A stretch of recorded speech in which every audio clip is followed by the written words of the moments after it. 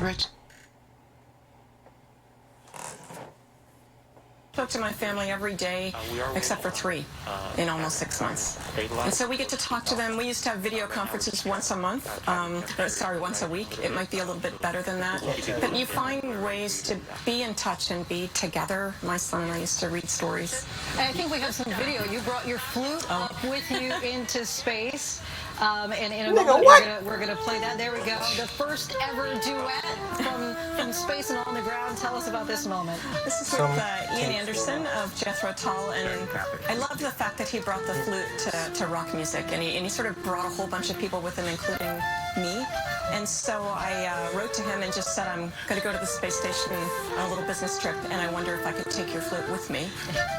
On the day on the day of this duet, he was in Perm, Russia, playing a concert. It was the April 12th, 2011, the 50th anniversary of human spaceflight. He was in Russia. I was living on the space station, and we played this duet together.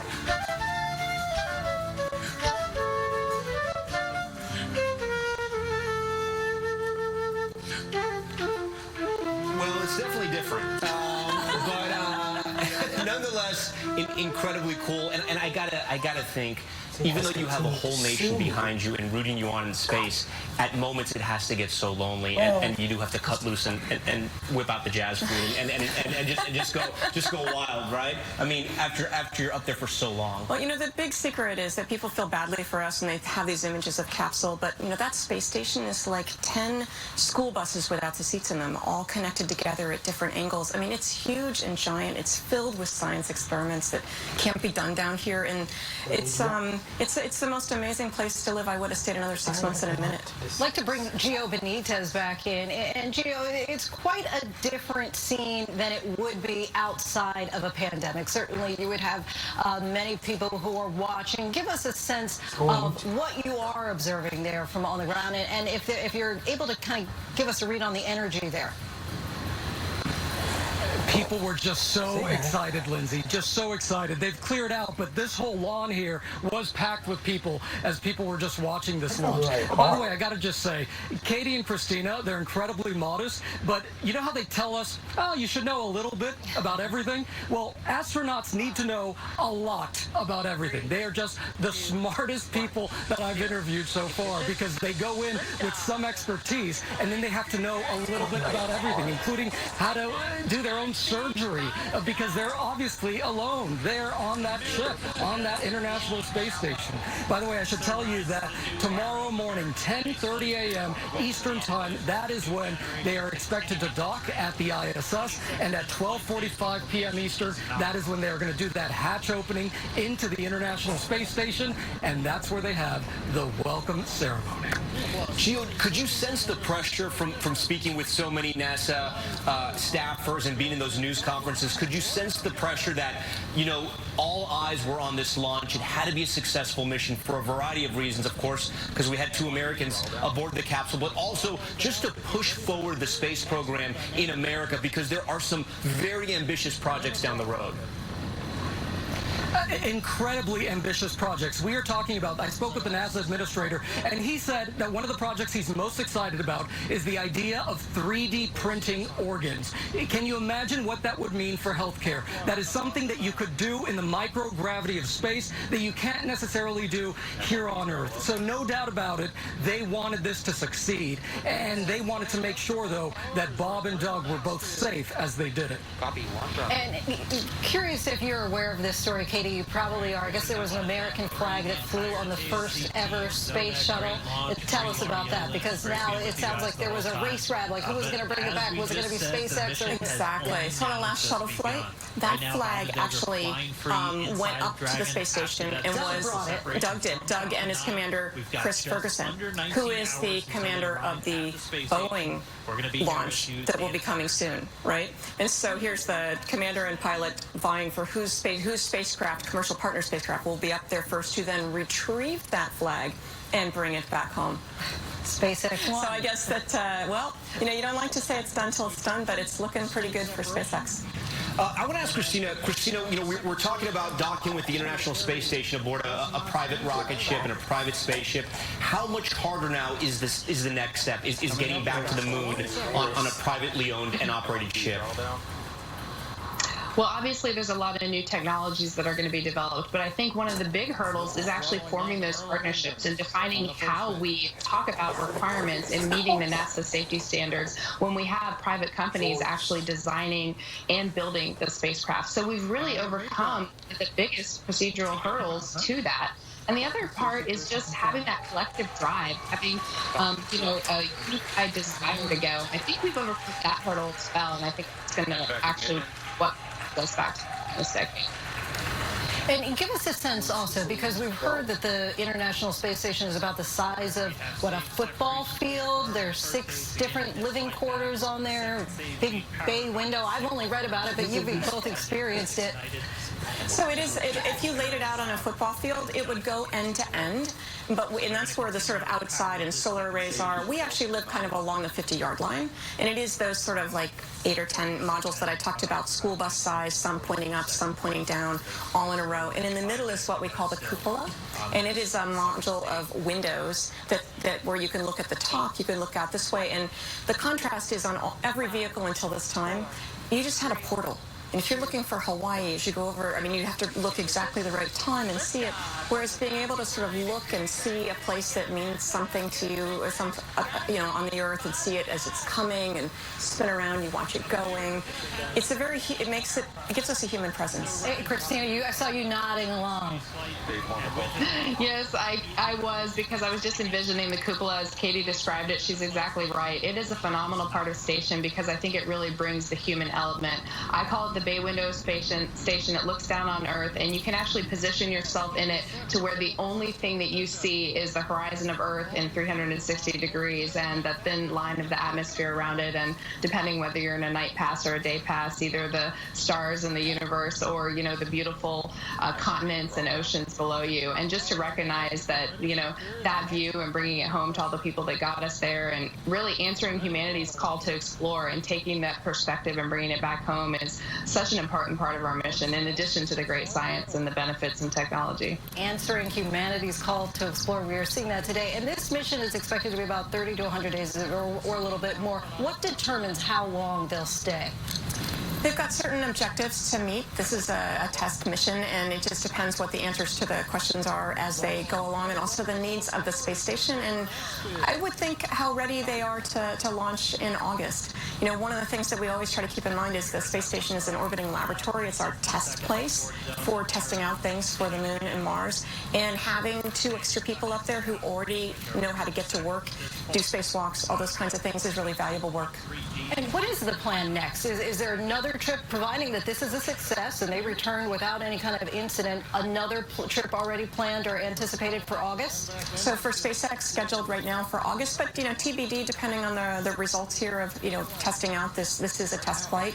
And then also for Boeing, they are in line as well and going to fly their uncrewed mission first. We do have some news from the president. He spoke briefly to reporters. We just want to mention what he said. He said, quote, "I'm so proud of the people of NASA, public and private. When you see a site like that, it's incredible. When you hear that sound, the roar, you can imagine how dangerous it is. I think this is such a great inspiration for our country. Our country is doing well." So the president there to witness this up close. Gio Benitez, one final thought before we wrap up our coverage. You were there close to, you could see it, you could hear it, you could feel it. Your thoughts as you sort of reflect on that incredible moment.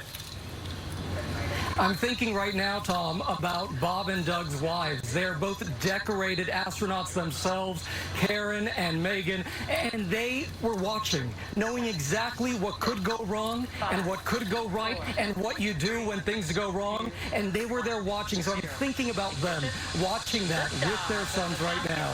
Just pretty special to see such a successful launch. You know, Lindsay, and this is just, it's so great, and I can't stop watching them, and I'm glad we're playing this one more time because it has been such a tough time over the last 3 months in this country. We've just, I mean, everything sort of has gone wrong for so many families, whether people getting sick or losing their jobs. And then right now we just have so much unrest because of what's happened in Minnesota. And you get to just sort of pause and see what this country can do when it all works and things come together and ambition meets hope, meets dreams. And it is just incredible. It is amazing to watch. And it's not that we can forget what's happened this week or over the last 3 months, but it's a reminder of what we can do. Look, on the space front, today signifies a major advancement, right? We have propelled forward, and now I think it's also, we have to be mindful that we have to remember how to get things right back here on Earth, you know, especially as we talk about these protests and what's going on as a result of what happened in Minnesota.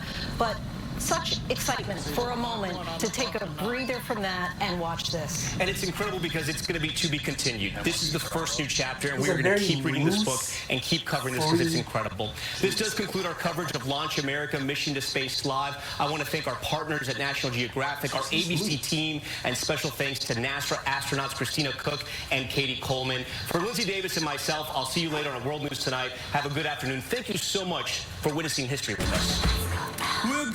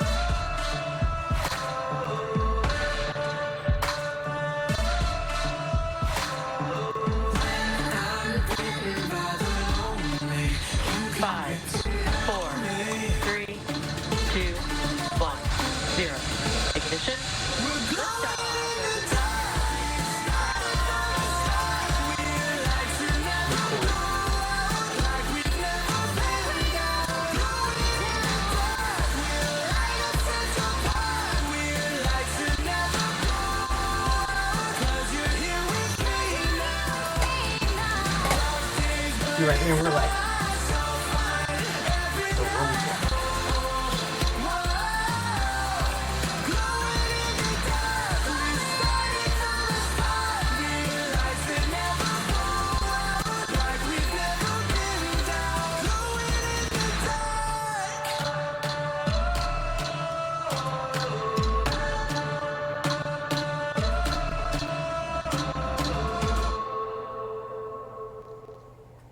free throw with 34.4 seconds remaining.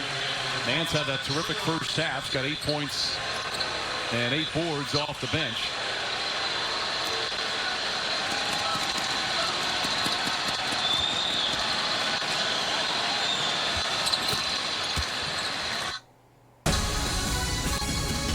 We interrupt this program for breaking news from ABC 11 Eyewitness News. We have breaking news right now in downtown Durham. A protest on the move and streets blocked as we speak. Good afternoon, everyone. I'm Dwan Hogard in our breaking news center right now. I want to show you a live look from Chopper 11. This is Main and Gilbert in downtown Raleigh, just right adjacent, Durham rather. This is right adjacent to the Health and Human Services building. And this crowd that you see walking in downtown Durham, we believe they're heading right towards the Durham Police Department. And this is again from Chopper 11. We also have our Bridget Condon. She is on the ground right now with this entire crowd. Bridget, I want to toss it over to you. Walk me through what you're seeing, what you're hearing right there on the streets.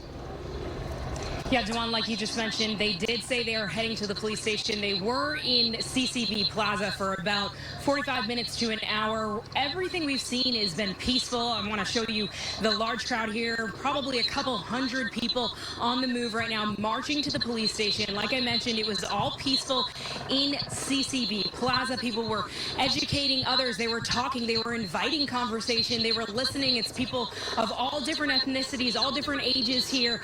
And the organizer, who people, I was asking around, who was the organizer here? People were pointing me to this man named Skippy Briggs. I finally found him, and I went up to him and I said, Skippy, I hear you're the organizer. And he stopped me right there and he said, I'm not the organizer. And I said, well, who's in charge here? He said, we all are in charge. We're all the organizers. And that really stuck out with me because, all of these people here on the streets right now, you see, they all feel the same way. Black, white, Mexican, Hispanic. They all feel injustice for George Floyd and the countless other unarmed black men who have died. Another really powerful message I saw was a white couple who brought their 2 children down, aged 4 and 6 months, with a sign that said Black Lives Matter. I went up to them and talked to them and I said, why'd you guys decide to bring your kids down here? And the woman told me, she said, this is what we need to be teaching our children. This is how we get change. We get change from our children. She said, racism is something that's taught. You can't choose what color you are born, but you can choose what you accept and what you believe in. And that's what she really wanted to show her children. A lot of people, like I mentioned here, just want to be heard. They want justice. This is a situation that's been going on for years. And these people feel like enough is enough. Right now, again, I want to step in front of the camera to show you guys we are on Main Street right now, heading down to the police station. The organizer, again, Skippy Briggs, who says he's not the organizer, but he's the one in the front of the crowd. He has, actually, I want to show you, this is the family with the kids I was just talking to you about. There, moving forward as well with the rest of the crowd, heading to the police station. That's where they're going. Again, I want to stress this has been a very peaceful protest. People just having conversations, wanting to educate everyone. And on the other side, you can see the protesters are finishing. The police are following them, making sure, obviously, no cars are on the street, or keeping everybody safe. Again, we are on Main Street heading towards the police station. Dwan? Again, in downtown Durham live, a much different scene that we're seeing this afternoon from what we've seen just earlier this week already in cities across America. We want to take you now to Fayetteville. We have Michael Lozano. He's on Skybow Road with the group that's walking all the way back to Walmart this evening. Michael? Yeah, hey, Dewan. Yeah, we just arrived back at Walmart. We've been walking along Skybow Road. They all met up here at this Walmart at first, and then from there they all started to march southwest towards the Cross Creek Mall. Once they arrived there, they started to talk and to really chant all together. But it's been really incredible as far as the turnout here. Hundreds of people have arrived. We did have rain a little bit earlier, but that didn't stop anyone from coming through. At the moment, as you can see right here, they've come back onto Skybow Road. They got off for just a second, but now they're blocking the roads all over again. Fayetteville police have been here to kind of redirect traffic as this has been happening. But one thing to note is this has been a very peaceful protest. That was something Mayor Mitch Colvin said he had a chance to talk to with the organizer, Nakeem Jones. He was the one that helped organize this afternoon. It started at 3 o'clock, and that's, again, one thing to note is there were concerns from different citizens who had called about their businesses, but nothing has gone wrong here. Everyone has been very active as far as they're keeping their voices loud and chanting, but this has been a very peaceful atmosphere. As far as the walk itself onto Skybow Road, one cool thing to note from this is there were a lot of cars on the opposite end going the opposite direction, and many of them were kind of stopped at that point, but raising their fists in solidarity and also chanting with them, giving them high fives, a lot of smiles here, but also a lot of chants for justice for George Floyd right now, and along with others just demanding that justice. Something Bridget had mentioned too, all kinds of walks of life here at this protest this evening. Black, white, Mexican, Hispanic, all of them here, all demanding justice for George Floyd and other black lives who have been affected at this point in time. So it's something just really cool to see as far as the unity here. Mayor Mitch Colvin was on the scene along with other city council members as well, just kind of talking about it and really saying that we are going to really direct change to the economy through politics, through education. He also mentioned to the crowd while they were at Cross Creek Mall that on Monday morning around 11 o'clock they're going to be discussing the way they handle arrests with the police department here at Fayetteville PD. Police Chief Gina Hawkins will be there as well to discuss it. So changes look like they will be addressed here, and just reevaluating the way they approach people when they arrest them. He said he got a chance to really see that horrifying video that he saw from Minnesota, and so that's really has a lot of self-reflection as far as how they want to approach it here. as a police department with their community. And again, things have been very peaceful here. We continue to cover this protest. So we've had some, as you can see right here at the median. Cars are slowly coming and going, but movement is pretty rough right now as far as going southwest onto Skyville Road. Protesters again demanding peace, demanding justice at this time. Juwan, we will be here the rest of this afternoon to give you the latest. Back to you. All right, Michael, thank you. And as we take a look at Fayetteville, we saw that the traffic there was still able to move about quite freely.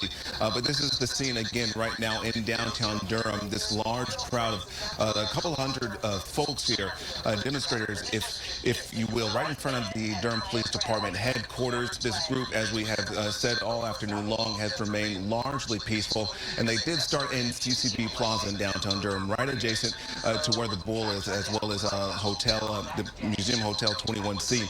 And we've seen them march their way through the streets of downtown Durham as they assemble right here in front of the Durham Police Department headquarters, all in response to injustice, in response to what they saw earlier this week, that millions across the nation saw earlier this week in response to George Floyd. We do have Bridget Condon on the ground. She's been monitoring that entire situation as well. And again, we just heard from Michael Lozano. But Bridget, I want to go ahead and toss it back over to you as you've spent much of the afternoon here with this group. Yeah, Dewan, you can hear them behind me. I want to step out of the way so our photographer here can kind of zoom in. Again, more conversation, more opportunity for people to talk, hear each other, to demand change. The biggest thing that a lot of these protesters have been telling me is that nobody's listening. That's all they want. They don't want violence. I said, you know, why is it important for you guys to stay peaceful? And the organizer said to me, he said, because we don't want to be violent. That's not what we want. This is our city. We don't want to destroy it. What we want is we want change. We want people to listen to us. We want our voices to be heard, something they feel like that has not happened. There was one man up there who was calling out to white people and said, you know, you guys, we need your support. We need you to be an ally. We need you to hear us and not just stand back, but to actively be anti-racist, to actively show your support, not just be silent. And again, right now, you can see that man I talked about with the megaphone, with the white shirt, that is Skippy Briggs, the man who, you know, has really been at the front of all of this all afternoon, the one who told me that they'll be out here for as long as it takes, for as long as people will listen, for as long as they feel like they need to be here, for change to be made, for people to hear what they're saying.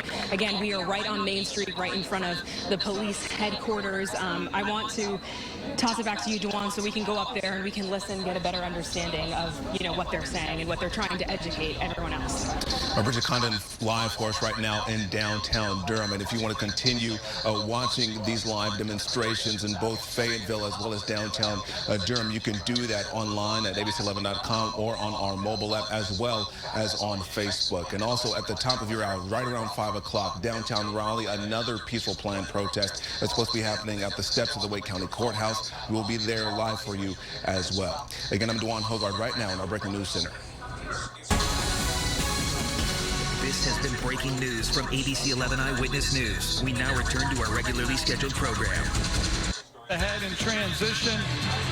Draymond Green plays the passing lane, which opens up Kyle Korver's shooting hand. He knocks it in and cuts the lead to 1.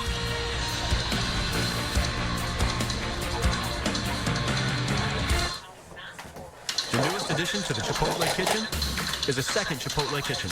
Introducing Chipotle Digital Kitchens, exclusively for your online order with dedicated teams ready to make it fresh, fast, exactly how you want, and deliver it straight to your door. Order now for contactless carryout or delivery. Motorcycle riders love the open road, and Geico loves helping riders get to where they're going.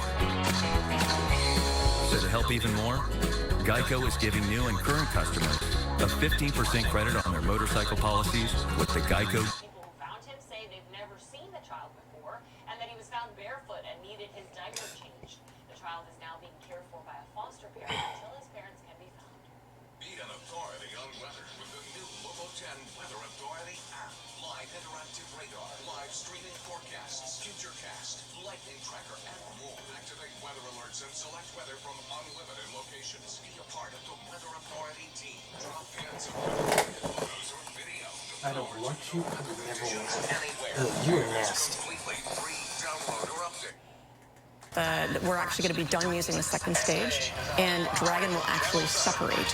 We have a very, it's a nice model, but I'm saying this is basic. It's not a Skywalker ranch right here. But you have the Falcon rocket here, and you have the Dragon capsule, and this essentially comes off, and it takes off from there. And Doug and Bob aren't here, and they're going from here straight to the space station. That's correct. And this is not that large, right? The capsule itself is not that large. It's larger than what... Along, waiting for up to 8 hours to pay their respects to Richard Milhouse Nixon.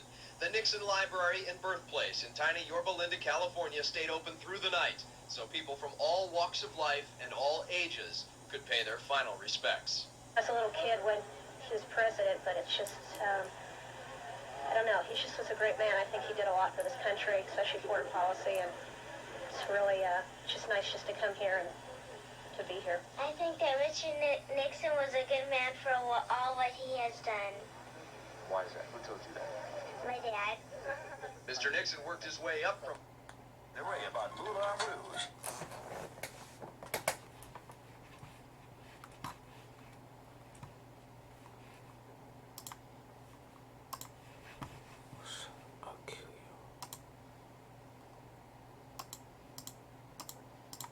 You think of for, Apollo, Gemini, but it's a small place, but it can seat 4. They've got 2 people in it. And the bottom part of that is actually going to stick with it, but they're actually living in...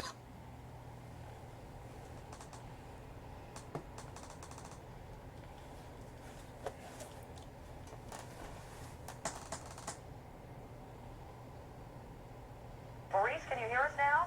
Yes, I can hear you. Oh, gosh, you must be sick of looking at all this. It must probably do something to you just to see it over and over and over again. You've really probably seen more than...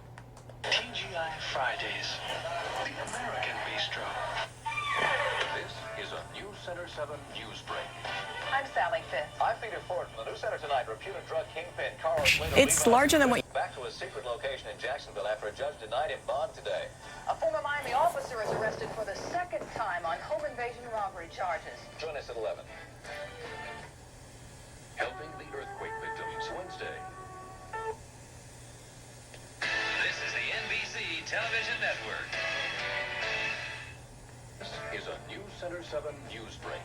I'm Peter Ford. And I'm Sally Fitz. From the News Center tonight, a possible health care crisis in Little Havana could affect hundreds of indigent patients. And a foster care crisis for black children in Broward. At 11. Kentucky...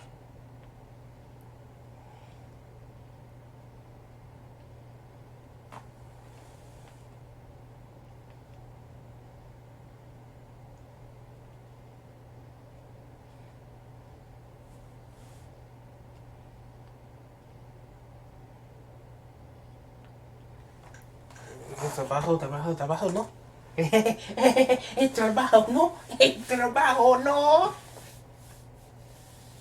Que me cae, no.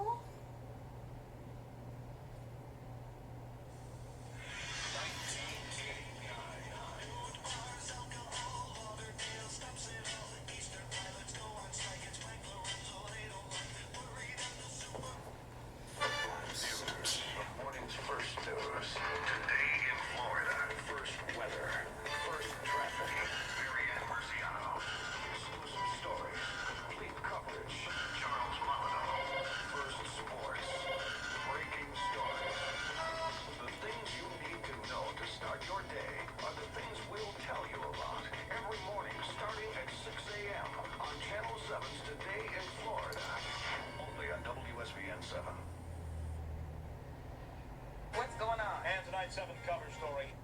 Sally Fitz. Steve Dawson. Meteorologist Bob Zolan. This is Channel 7 News at 5. After surviving 66 days adrift, the Butlers try and readjust to life on land.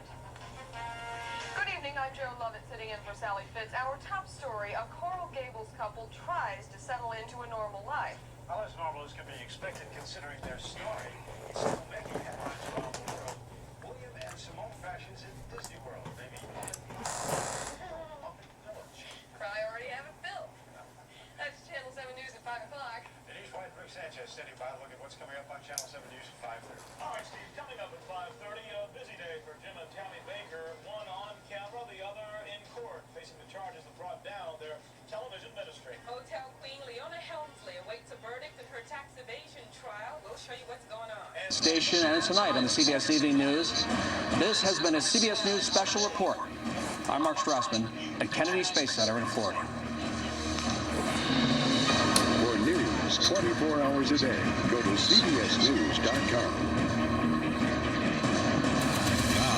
Breaking news from CBS 17 News. Good afternoon, I'm Maggie Newland. We continue to follow breaking news right now as people in central North Carolina and across the country demand justice in the death of George Floyd, the African-American man who died in police custody in Minneapolis. You see that video behind me. The former police officer seen on that video with his knee on Floyd's neck is charged with third-degree murder.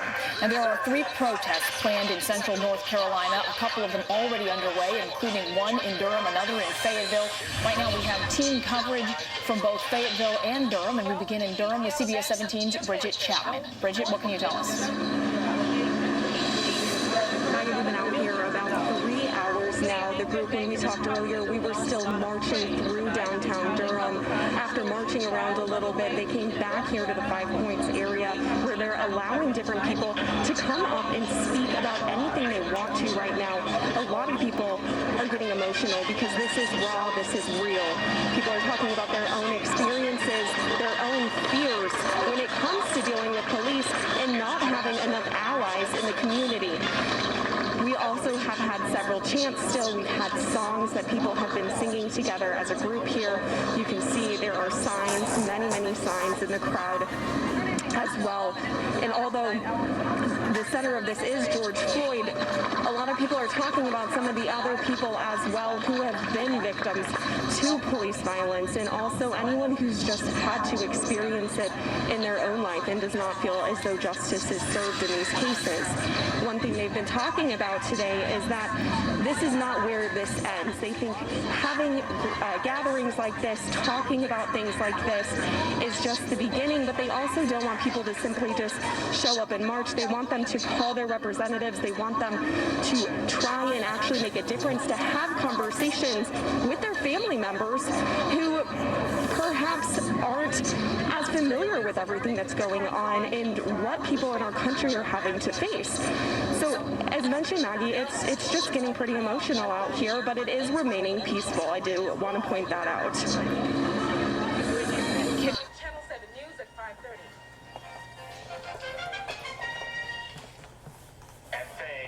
Live from Channel 7, South Florida's news station. Denise Rick Sanchez. He didn't do that.